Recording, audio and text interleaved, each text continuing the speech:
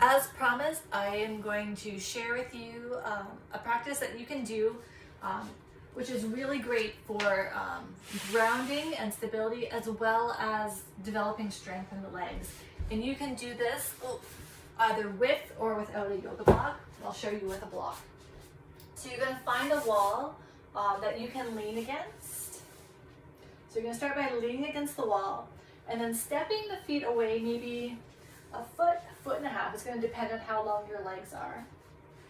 And you can have a block between your legs if you have it. If you don't, just keep your legs hip distance apart and keep the knees lined up with your feet, kind of facing the direction that they face, as you start to slide down just a tiny bit.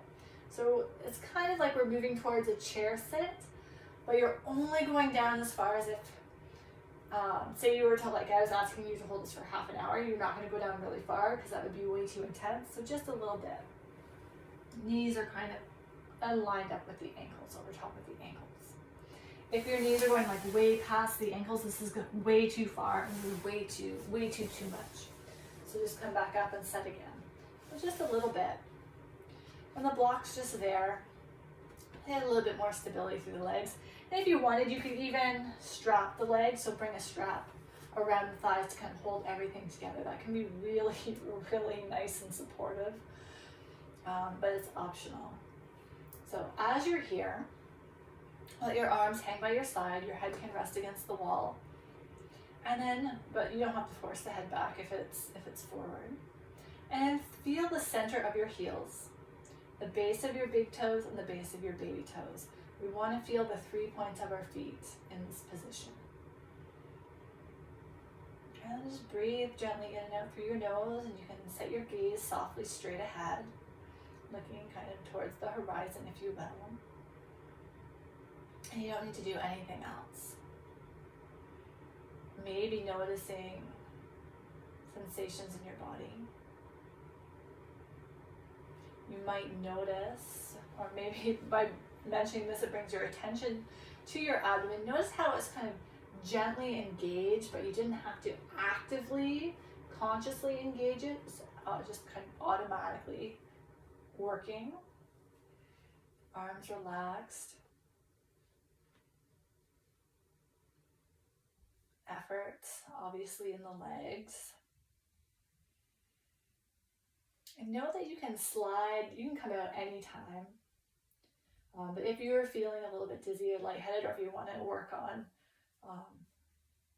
developing more strength and stability through the legs, you can hold it a little bit longer. So maybe starting with a couple of minutes and building up over time. But if you start to feel tension in your neck or your shoulders, or the breath change, or you're just feeling really fatigued, or a couple of minutes have passed, slide yourself up, remove the block. This is important to come out as slowly as you go in, because it's when we rush through the transitions that we put ourselves at risk for injury, or pulling something or tweaking something, or something flares up.